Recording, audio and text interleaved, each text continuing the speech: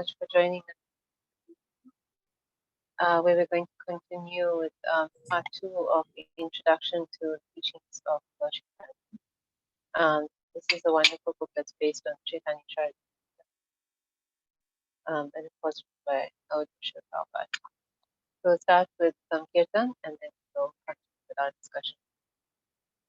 Namo Vishnu Padaya Krishna Prasaya Srimate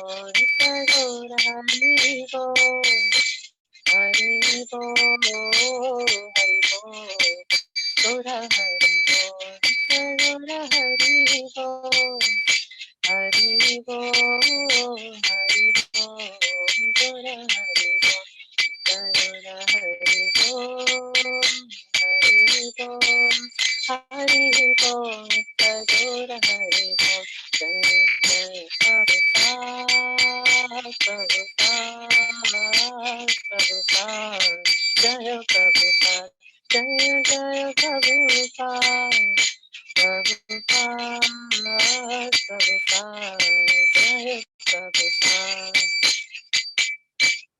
Srila Prabhupada ki jai, Shri Shantai Gaura Hari Hari Bol. So,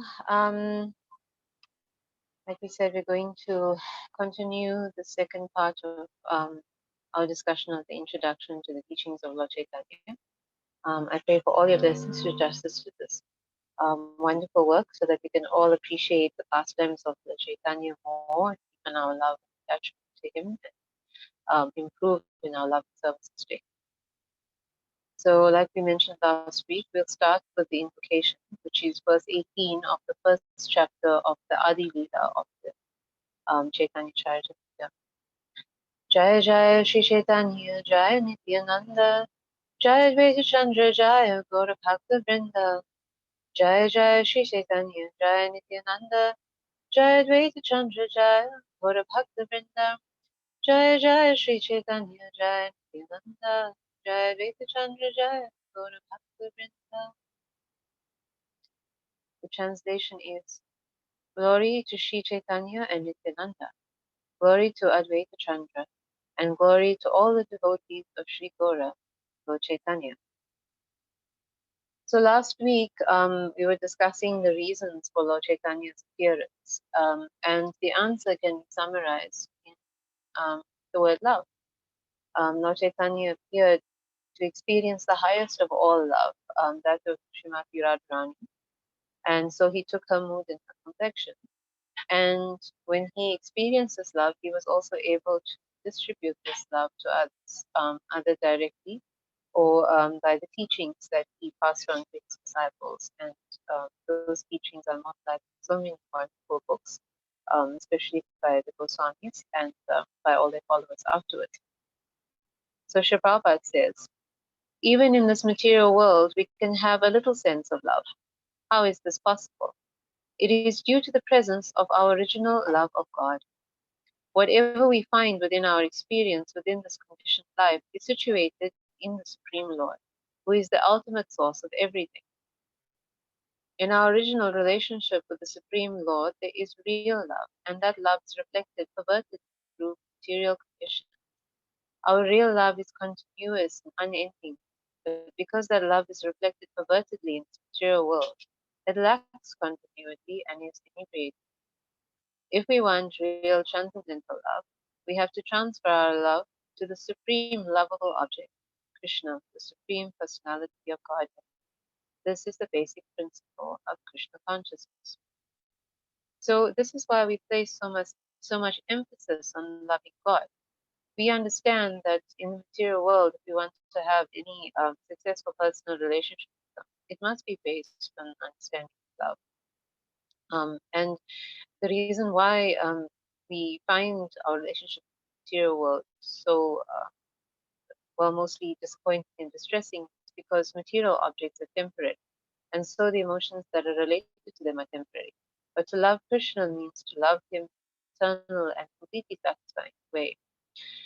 The side effect of the disappointments of material love is that sometimes we will end up transferring that kind of love to objects that are not human, like pets. And Srila Prabhupada said this is very dangerous because although we may, especially when you're in the South African context, we have pets like dogs to guard the home, which is actually a service to Krishna. But if we transfer our affection to an animal, then we may run the risk of remembering that animal at the time of death. That is something we have to be very careful about. As Krishna says in Bhagavad Gita, Yam Yam Bhakti Smaran Bhava Yajati Ante Kalevaram Tamtamivati Kaunteya Sadatat Bhava Bhavitaha. Whatever state of being one remembers when he quits his body, O son of Kunti, that state he will attain without fail. So this is something we must be very cautious about because there is a history in Srimad Bhagavatam about such a thing happening. Great King Bharat was not only very opulent, extremely intelligent, capable, was also a pure devotee, so elevated that he could just walk away from his kingdom to take up the renounced order of life in order to focus his mind on thinking of Krishna before his death. And yet he was distracted by a deer that he rescued in the forest. And he was so um, concerned about this deer that he was thinking about it at the time of death. And so he became a deer in his next life. So this is something that we have to be very, very careful about. The Srimad Bhagavatam, of course, is Krishna himself. So everything there is absolute truth. And so this is related to us for us to avoid these kind of pitfalls in devotional service. Srila Prabhupada also tells us further that even if we're remembering our relatives and friends, this is also not ideal because we may take a human birth, but it means coming back to this material world. And that is something that we want to avoid as much as possible. We want to rather keep our consciousness focused on Krishna so that we can attain Him at the time of death, rather than attaining another material state to come back and go through all the sufferings that we've gone through throughout our lifetimes. So this is the most important thing for us to be remembering Krishna. This is why the scriptures say that all other regulations follow this one regulation to always remember Krishna and never forget him. So the best way to be able to do that is by making Krishna the center of our lives and rendering our services to him in every way possible. Because then he's always in our consciousness and we won't run the risk of forgetting him at such a crucial moment as death. Actually, if we're serving him with so much of love, even if our conditions at the time of death are not ideal, it is said that Krishna will remember us even if we can't remember him. And that's very special mercy of his. And he will still deliver us for a lifetime that we've dedicated to his service. So Krishna is always taking care of his dear devotees. And anyone who takes shelter of him has this special protection. Srila Prabhupada quotes Krishna in the 9th chapter of Bhagavad Gita, where Krishna says that anyone who takes shelter is sure to achieve. Anyone, whatever distinction one can make in the material world, that doesn't exist in the spiritual world. That Krishna sees everyone as equal, and if someone takes shelter of him with love, then he will give them his protection. So that's a guarantee, Srila Prabhupada says. But we have to remember that sincerity, not to try and just remember Krishna at the time of death. We have to dedicate our lives because we don't just want to remember him to attain him so that we don't come back to suffering. We also want to show him love. Like Srila Prabhupada said in the beginning, Krishna is a supreme lovable object. He is the best friend, if you can imagine, the best friend we've ever had, best relative we've ever been in association of. Krishna is the supreme lovable object who will never let us down, who will always love us unconditionally, who will always take care of us. Such an extraordinary, sweet, and loving person who's the reservoir of all quality. He deserves love. He deserves our love and our care and our attention in every way. Of course, in the beginning, because we're so conditioned by material relationships that mean that we don't have that ability to express pure love. Um, we can still try with all sincerity to serve him under the direction of scriptures. So Lord Chaitanya says that the problem is that although there are many religions that talk about um, loving God, not all the scriptures are able to direct us as deeply as we need to, as much as the Vedic scriptures. So Srila Prabhupada says in this regard, other scriptures do not give information on how one can love God, nor do they actually define or describe what or who the Godhead actually is. Although they officially promote love of Godhead, they have no idea how to execute it. But Chaitanya Mahaprabhu gives a practical demonstration of how to love God in a conjugal relationship. Taking the path of Srimati Radharani, Chaitanya Mahaprabhu tried to love Krishna as Radharani loved him. Krishna was always amazed by Radharani's love. How does Radharani give me such pleasure? He would ask. In order to study Radharani, Krishna lived in her role and tried to understand himself. This is the secret of Lord Chaitanya's incarnation. Chaitanya is Krishna, but he has taken the mood and role of Radharani to show us how to love Krishna. Thus, the author writes in the 5th verse, I offer my respectful obeisances unto the Supreme Lord who is absorbed in Radharani's thoughts. So Srila Prabhupada has been taking us verse by verse through the first chapter of the Chaitanya Charitamrita in its introduction. So this is what he says about the 5th verse. Then Srila Prabhupada goes on to explain who Srimati Radharani is, who Radha and Krishna are. And he says that Radha and Krishna is an exchange of love, but not ordinary love. So he explains that Krishna has many energies. These energies are carrying out all the functions of the material and spiritual world. And chief of these energies are three: the Ladini potency, the Sambit potency, and Sandeep potency. So the highest of all these potencies is the Ladini potency. This is the energy of pleasure that is actually an energy that's derived from Krishna in order to give him pleasure, the highest spiritual pleasure. And this is personified by Srimati Radharani. So, like we were saying earlier and last week, in the material world, the tendency is to look for love. And that is because we are deriving these tendencies from Krishna. We want love, we want the happiness that comes from love in the same way that Krishna would experience it, because we are not just made in the image of God, but we also inheriting tendencies of God as His spiritual children, and children inherit tendencies from parents. So the problem is that we're trying to look for this love in this world, and we're trying to gain happiness from it. And like we said, we're very frustrated in our attempts. And we make the mistake of thinking that because we're trying to develop a relationship to Krishna, and we're always being advised by the scriptures to make offerings to Him, that He is trying to derive pleasure from us through our material ways of relating to Him. But Krishna doesn't need anything material. He is giving us the opportunity to make these offerings to Him in order for us to make benefit. But He has the most extraordinary spiritual happiness being given to Him by Srimati Radharani. This is described in terms of the Anandaya Chinmaya Rasa Pratibhavita Bhairya Eva Nijarupataya Kalavi Goloka Eva Nivasati Akilatma Bhuta Bhuto Govindamadi Purusham Tamaham Pajami.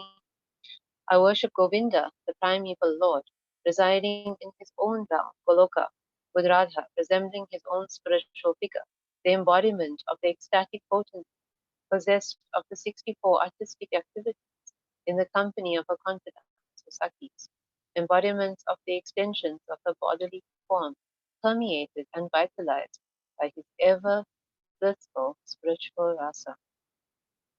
So Sri Prabhupada asks, why then would Krishna seek any pleasure in matter? He is the super soul, the supreme spirit, and his pleasure is beyond material conception.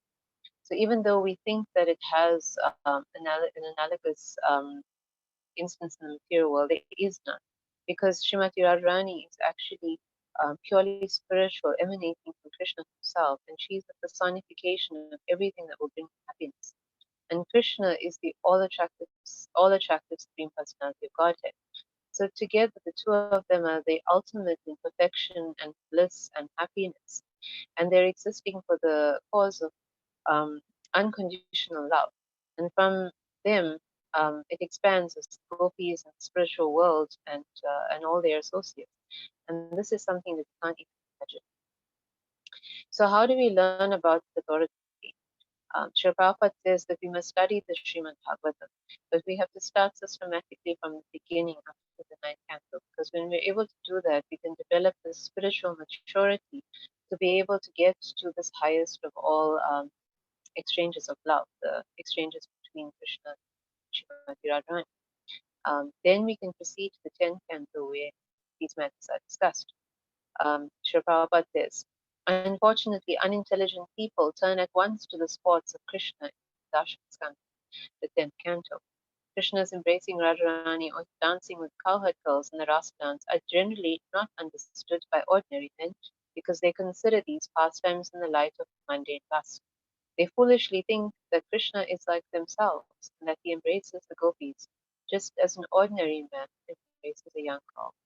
This is not Krishna Bhakti, love of Krishna, but Prakrita Sahajiya, materialistic lust. So this is an extremely important caution. We have to avoid projecting our ideas of material relationships on the pure relationship of Radha and Krishna. So we have to understand this correctly, the guidance of a spiritual master, because the spiritual master is situated in devotional service. And devotional service is Sri Radha, that energy is her herself. In Bhagavad Gita it says, Mahatmanastu Mahapata Devim Prakritim Ashdaha Vajanti Ananimanso Yata Bhutadim Abhyayam. O son of Prita, those who are not deluded, the great souls, are under the protection of the divine nature. This is Srimati Radharani herself. They are fully engaged in devotional service because they know me as the Supreme Personality of Godhead, original and inexhaustible.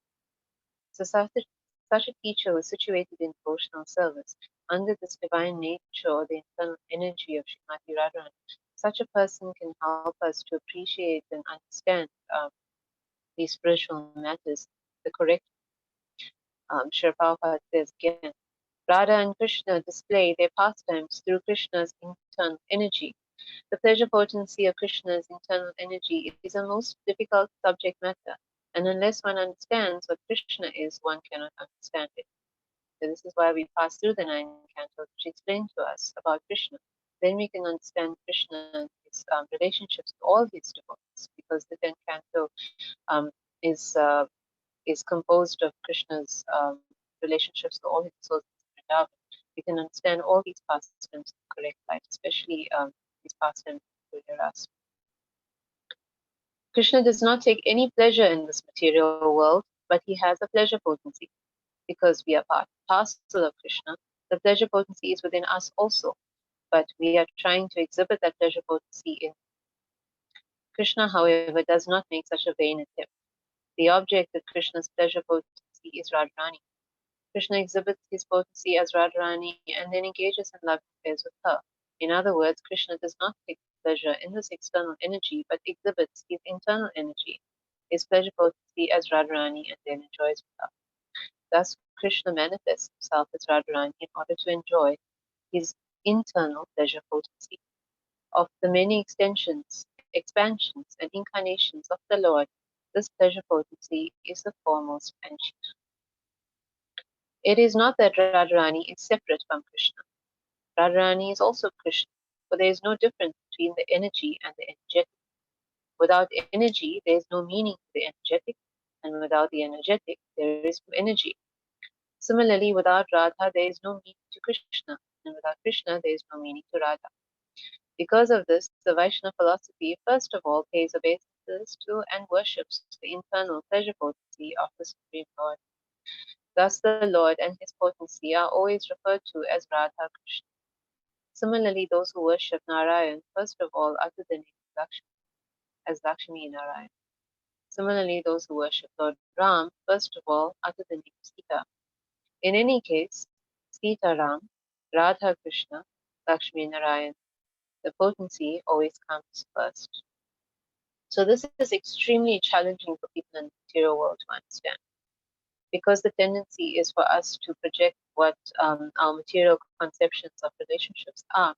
We think of the divine couple as two separate persons trying to enjoy a relationship with each other the same way people would in the material world. But Radha and Krishna are always one, even when they are separated for their pastimes, because as Srila Prabhupada explains, the one who is the source of the energy and the energy herself are never separated. Um, they are actually very mercifully separated, though not just to their pastimes, but for our benefit. Because Srila Prabhupada is explaining that when Radharani is approached first, we are able to get the blessings of Krishna faster and more easily than if we try to approach him alone. So we often, for example, would say Jai Shri Krishna and um, praise Krishna on his own. But if we say Radha Krishna, Hare Krishna, when we praise Radharani, Krishna is attracted by hearing a beautiful name, and he therefore responds more easily than if we praise him on his own. So this is analogous to how if we want to get the favor of somebody who is rich or influential, we might go through a dear associate of them. We have a connection to that person. And so through that associate, we could get the favor of this influential person that we desire audience from. So in the same way, if we get the favor of Srimati Radharani, we can achieve Krishna faster. Srila Prabhupada says that if we want to make an offering to Krishna, but we place it in the hands of Srimati Radharani, our Jagannatha, then she will give this to Krishna. Um, the devotee of Krishna, of which Srimati Radharani is the chief, is always more compassionate to other devotees. So she is more likely to respond to us than, like I said, if we approach Krishna um, ourselves. And also, Srimati Radharani as a devotee has extraordinary humility, where she thinks that others are serving Krishna in a better way. And so she will recommend that person to Krishna when she's pleased by their service. So we are very, very fortunate to be within a sampradaya where we have so much understanding and mercy from Srimati Radharani and from the great devotees who understand her, so that we can approach Krishna through her and attain his mercy. Can you imagine being kissed by Srimati Radharani to Krishna? It's pretty extraordinary. So Srila Prabhupada says further, Radha and Krishna are one, and when Krishna desires to enjoy pleasure, he manifests himself as Radharani. The spiritual exchange of love between Radha and Krishna is the actual display of Krishna's eternal pleasure potency. Although we speak of when Krishna desires, just when he did desire, we cannot say. We only speak in this way because in conditioned life we take it that everything has a beginning. However, in spiritual life, everything is absolute, and so there is neither beginning nor end. So what Prabhupada is trying to say that um, when Radha and Krishna separate is not an actual point in time as we understand the material world. In the spiritual world, they're always one and they're also always existing as themselves as Radha and Krishna. Yet, in order to understand that Radha and Krishna are one and that they also become divided, the question of when automatically comes to mind. When Krishna desired to enjoy his pleasure potency, he manifested himself in a separate form of Radharani. And when he wanted to understand himself through the agency of Radha, he united with Radharani. And that unification is called Lord Chaitanya. This is all explained by Srila Krishnadas Kaviraj in the fifth verse of the Chaitanya Charitamrita. So these are fairly esoteric matters for us to understand. But this is why we have Krishna's Kaviraj Goswami, all the Goswamis came after him, Srila Prabhupada, explaining these matters to us and trying to help us to understand. So even if it is difficult for us to really get these concepts, we can just take it on their authority. As we were saying earlier, they are situated in pure devotional service, so we can accept everything that they say. And then as we make advancement in devotional service, then all these concepts can become clearer to us. So then we move on to the next verse, the sixth verse in this first chapter of Chaitanya Charitamrita, where Srila Krishna's Kaviraj Goswami is explaining more about why Krishna took this wonderful form of Lord Chaitanya Mahaprabhu. Srila Prabhupada says, as commented on this verse, Krishna desired to know the glory of Radha's love. Why is she so much in love with me? Krishna asked, what is my special qualification that attracts her so? And what is the actual way in which she loves me? It seems strange that Krishna, as the Supreme, should be attracted by anyone's love. So we can understand that Krishna is not wondering about her affections the way we might in ordinary material sense. Krishna already understands everything. He's the Supreme Personality of Godhead. But we must remember that Radharani's love is not from him as much as she is from him. That love is from her and it's for him. So this is why it's unusual that Krishna doesn't have an understanding of this. And so this is why he's expressing his surprise. Why am I attracted by Radharani? And when Radharani feels my love, what is she actually feeling? To taste the essence of that loving exchange, Krishna made his appearance in the same way that the moon appears on the horizon of the sea. Just as the moon was produced by the churning of the sea, by the churning of spiritual loving affairs, the moon of Chaitanya Mahaprabhu appeared. Indeed, Lord Chaitanya's complexion was golden, just like the luster of the moon. Although this is figurative language, it conveys the meaning behind the appearance of Chaitanya Mahaprabhu. The full significance of his appearance will be explained in later chapters. So there's a few points we'll explain a bit further here. Just as we have an ocean of salt water on this planet, there are oceans of different liquids on other planets. So there is an ocean of milk as well. And in the bed of this ocean of milk was a nectar, the nectar of immortality. This is also well known in Western literatures, something that people have been searching for throughout history. So the Vedic scriptures speak of a time where both the demigods and the demons desired this nectar of immortality. So they had to work together in order to get it out of this ocean. So just like an ordinary milk in a vessel, if you churn it, it separates. So in order to churn this ocean, the demons and the demigods worked together so that the milk would separate and the nectar would be produced. So during that churning, the moon was actually produced. And so, in the same way, in this churning of the vast and unlimited ocean of love for Krishna, Lord Chaitanya Mahaprabhu has arisen. And there are many comparisons to the moon in this paragraph.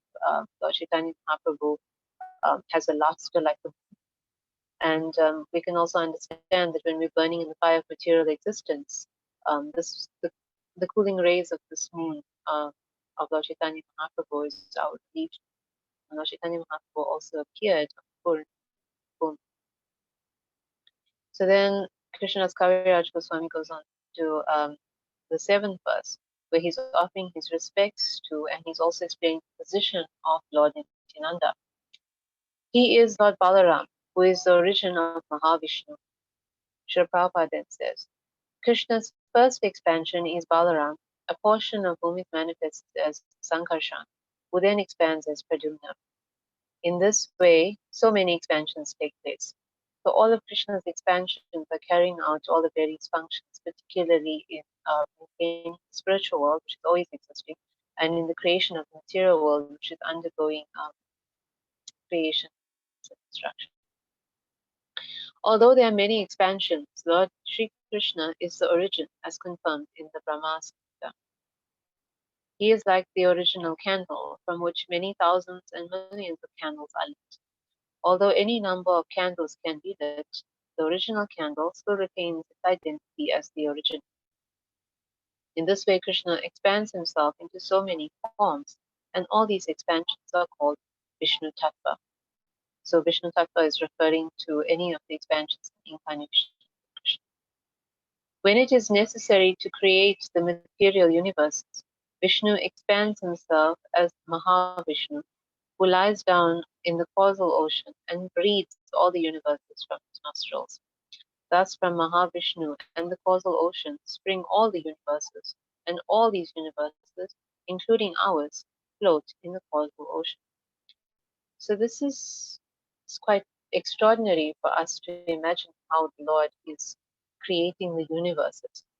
So we can understand that the power of the Supreme Personality of Godhead is not only way beyond our understanding, but way beyond our reach. Yet there are still people who believe that we could actually become one with God or develop the same qualities of God. And well, actually, not just develop the qualities because we have those qualities in a minute way, but actually become God and develop these qualities in full. So it's actually quite ridiculous to even think about it because, as Srila Prabhupada is explaining, Krishna is always the Supreme Lord. Just as we had said earlier on, that there's no exact point in time that he will expand um, into Lord Balaram, that it is an absolute concept. In the same way, Krishna is not going to um, develop into God like the way people would in this material world. An ordinary living entity thinks that he can undergo some austerities, can study scriptures and become self-realized, can go through the yogic processes, and then become God. But where in the scriptures is it ever stated that Krishna did all of this to become God? He was always the Supreme Personality of God, and all his incarnations and expansions are always existing. So for us to think that we could ever come to that level by any process of self-realization um, is completely an impossible idea. So Srila then explains that Lord Balaram is also present in the Mahamantra. Um, when we say Hare Krishna, Krishna Krishna, Hare Hare, Hare Rama, Rama Rama, Hare Hare. The Rama is referring to Lord Balaram. And since Lord Nityananda is Balaram, Rama also refers to Lord Nityananda. Thus, Hare Krishna, Hare Rama addresses not only Krishna and Balaram, but also Lord Chaitanya and Lord Nityananda. So this is another important point in the difference of an ordinary soul trying to become God or become one with God. Ordinary people may develop some mystic powers. They may be able to do some simple things like read people's minds or manifest objects or levitate, but they could never be present in their name. This is something that's impossible for an ordinary conditioned soul to do. But Lord Krishna is always present in his name. And although Lord Chaitanya is appearing as a devotee, he is also Krishna. He is the Supreme Personality of Godhead. So despite the role as God, he is present in his names also. This is a very salient point. Um, so Lord Nityananda is also present in his names, but no ordinary person can ever claim that same power. So this is important for us to understand. As Srila Prabhupada had said in the earlier verses that we read last week, we must clarify the position of Lord Chaitanya. Because Lord Chaitanya has appeared as a devotee, people might mistakenly think that any devotee of Krishna who becomes self-realized, or anyone who tries to um, become self-realized, can become God, as Lord Chaitanya was God. But this is not possible for an ordinary person to do. Lord Chaitanya's special purpose is internally for him to understand the love of Radha, and externally for us to um, appreciate that love and try and develop our purity so that we can um, associate with Krishna also. But it's never for that, never so that we can become God. So the Chaitanya Charitamrita therefore cannot be taken as an ordinary biography of a person who uh, is somebody trying to elevate themselves in the process of self-realization and becomes God. We have to be very careful about that when we're reading it, when we're preaching it, that we don't give that understanding to people. Lord Chaitanya was always God before he appeared, and even when he, like at his appearance and in his childhood, his activities were similarly uncommon. But when he took initiation in Gaya was and when he came back to Navadvip was when he was exhibiting this love of God in order to emphasize to us ordinary souls that without the mercy of the spiritual master and without sincerely taking to devotional service, taking initiation, we can't experience this love of God. So, setting the example, Lord Chaitanya took initiation and then experienced love of God and then exhibited very uncommon activities. He showed the forms of Lord Ram, Lord Nrsimha, Lord Varahadev, all the other various incarnations that we have taken previously. But we and others should never think that by becoming self-realized after taking initiation that we could ever become God. This point that we should note here is that Chaitanya Charitamrita is teaching us how to follow Lord Chaitanya, but not how to become. So when we get that right mindset, we understand what the Lord is trying to teach us, then we can realize that um, through this devotional service, we can actually understand the transcendental spiritual world, and we can live in that transcendental spiritual consciousness even while we're in this world. So this material world is our focus because we think of it as the only reality. But it is called Maya or illusion because it is temporary, and our real reality is the spiritual world. As Srila Prabhupada is saying, beyond this temporary manifestation is a higher nature as indicated in Bhagavad Gita. Parasasmatu bhavonyu vyakto vyaktatnatanaha yahasa sarveshu bhuteshu nashyatsu na vinashyati. Yet there is another unmanifested nature, which is eternal and is transcendental to this matter. It is supreme and is never annihilated. When all in this world is annihilated, that part remains as it is. The material world has a manifested state, vyakta, and a potential unmanifested state, avyakta. The supreme nature is beyond both the manifested and the unmanifested material nature.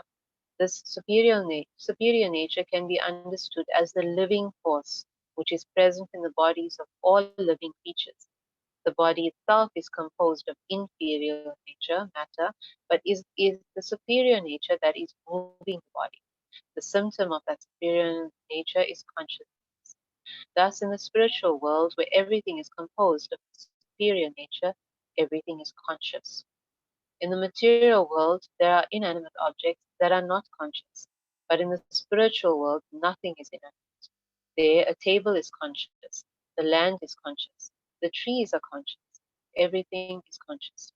So Srila Prabhupada is explaining yet again the definition of Chaitanya Charitamrita, which he explained at the beginning of this introduction, that this Chaitanya Charitamrita is about this living force called Chaitanya. And the character of that living force is immortality, Amrita, and the character, of course, is Charita. So that's the character of this eternal living spiritual force is what Chaitanya Charitamrita is about. And this living force is Lord Krishna himself. This living force is us as the living entities. This living force is a spiritual world, Sri Prabhupada says. And the symptom of all these living forces is consciousness. And also in these living forces is devotional service. And devotional service is what relates us all together. That us as the minute living forces can engage in devotional service in order to attain the spiritual world where we serve the supreme living force, Krishna. So we will end here today. Thank you all so much for your kind attention. We're going to continue with part 3 next week. Shri Shintai Gaurahari Ki Jai, Shri Prabhupada Ki Jai. Are there any questions?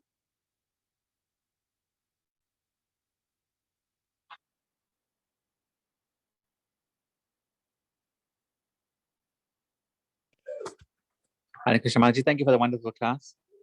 Thank you for the service.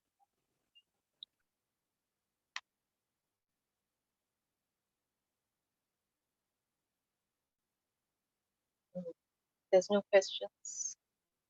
We will Hare have. Krishna Mataji, thank you very much for Krishna. wonderful class. I have Thank you. one question. Yes. You told us that Lord Chaitanya came here to experience the love of Radharani for Krishna. It's true. But how he experienced the love in separation?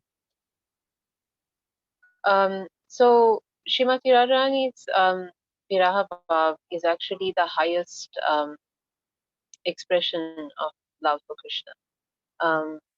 Sri Prabhupada explains that in the Nectar of Instruction, that it is this Vipralamba Bhav, Viraha Bhav, that is when Srimati Radharani is so absorbed in thoughts of Krishna that everything becomes Krishna. When we're in the presence of somebody, we're not so much actually in conscious of them. We're more in consciousness of other things because the person is there. And in a way, we may say that we take that presence for granted. But when they're not there and we really love this person, then we think about them so deeply, so intensely, that it is as if they are present in everything, everything around us. So this is a depth of love that is difficult for us to appreciate in the material world. It is Srimati Radharani who is experiencing this kind of love for Krishna at its highest. So that is something that Lord Chaitanya Mahaprabhu was experiencing, particularly towards the later years of his manifest pastimes. And this is something that he was experiencing in the company of his closest associates, Srila Ramananda Rai and Srila Swarup Damodar Goswami, because they are Vishaka Devi and Lalita Devi. And so they were present, and that of course is in Krishna Lila. So they were present with Srimati Radharani when she was experiencing the separation from Krishna when he left Vrindavan. So they were able to assist Lord Chaitanya Mahaprabhu in feeling this separation as well. Because Lord Chaitanya Mahaprabhu was not, especially when he wasn't in front of Lord Jagannath, who he was seeing Krishna, for example, he was experiencing this intense separation of wanting to see Krishna.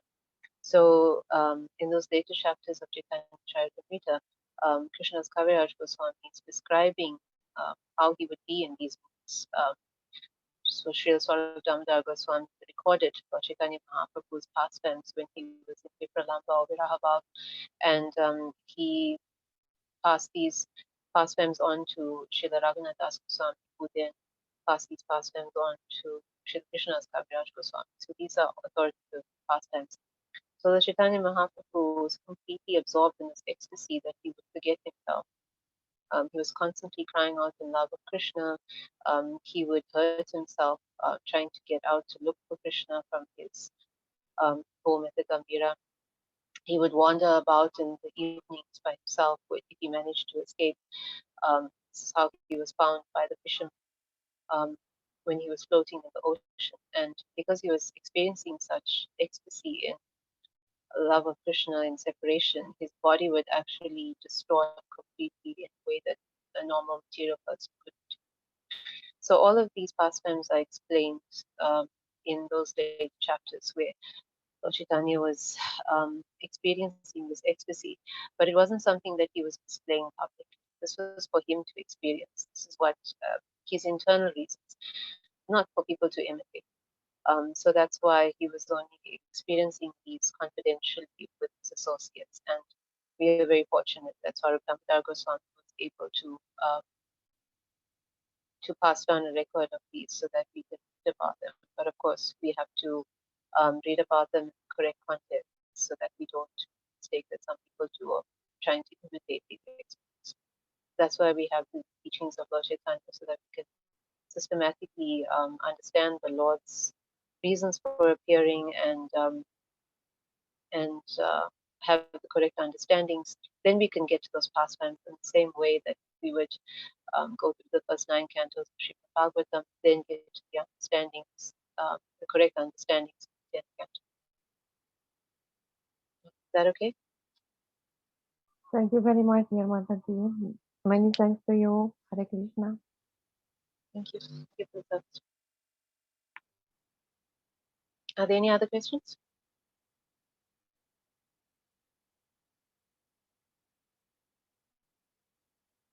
So we'll have a little kirtan. This is very well-known sweet bhajan in praise of Lord Chaitanya and the associates by Srila Narottam Das Thakur.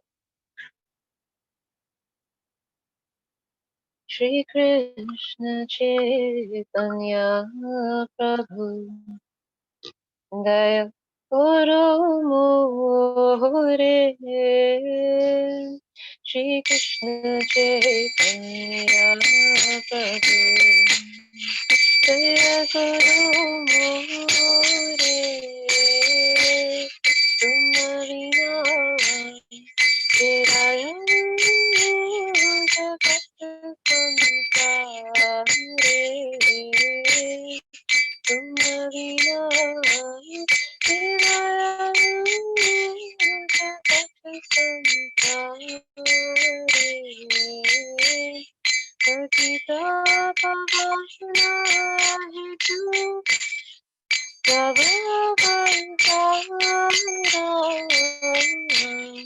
Patita Pavana Hetu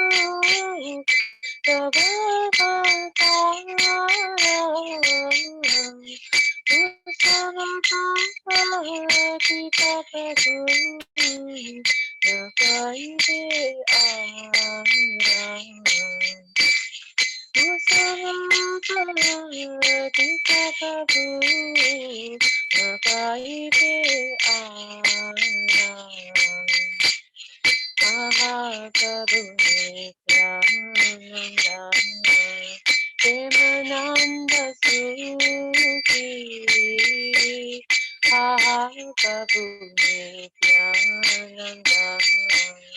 Premananda Suki Prabhu Anaguru Ami Guru Duki Prabhu Anaguru Ami Guru Duki Joya Gora Sita Pati Advaita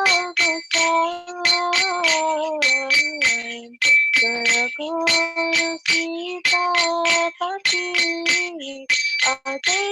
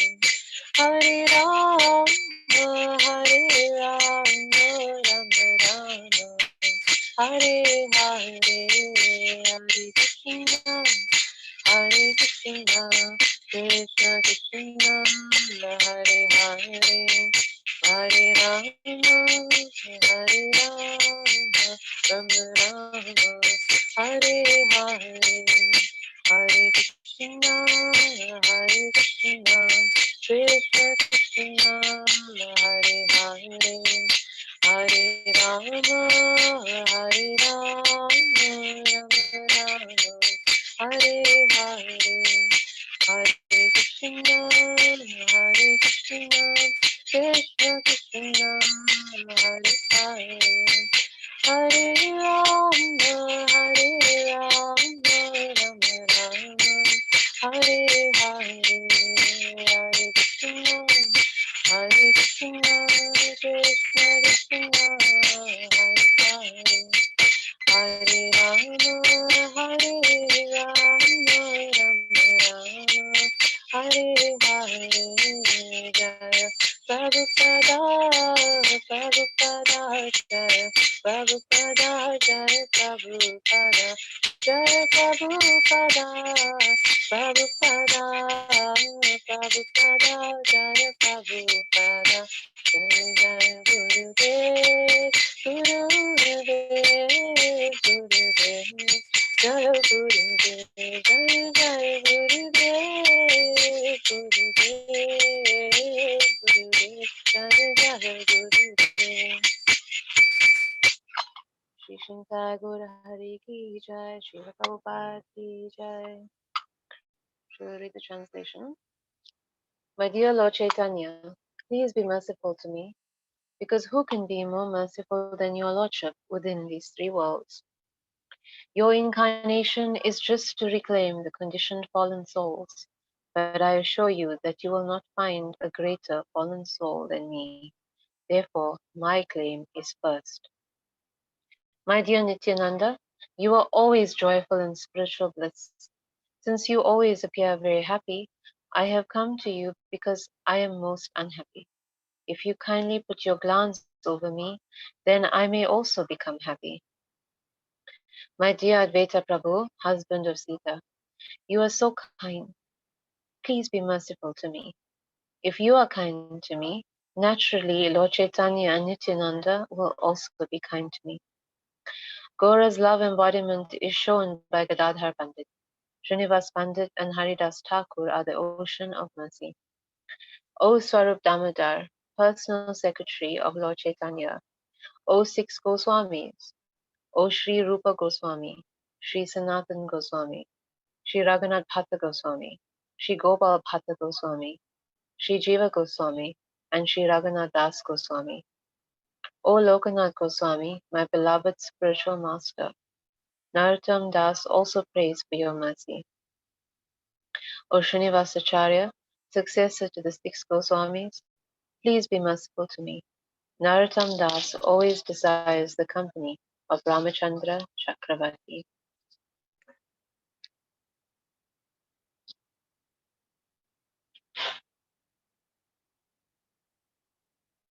So again, thank you all so much for your kind attention this evening. We pray for the mercy of Lord Chaitanya Mahaprabhu on you all. Please join us next week where we'll continue the introduction with part 3. Srila Prabhupada Ki Jai, Shishtai Go Hari Hari Bol.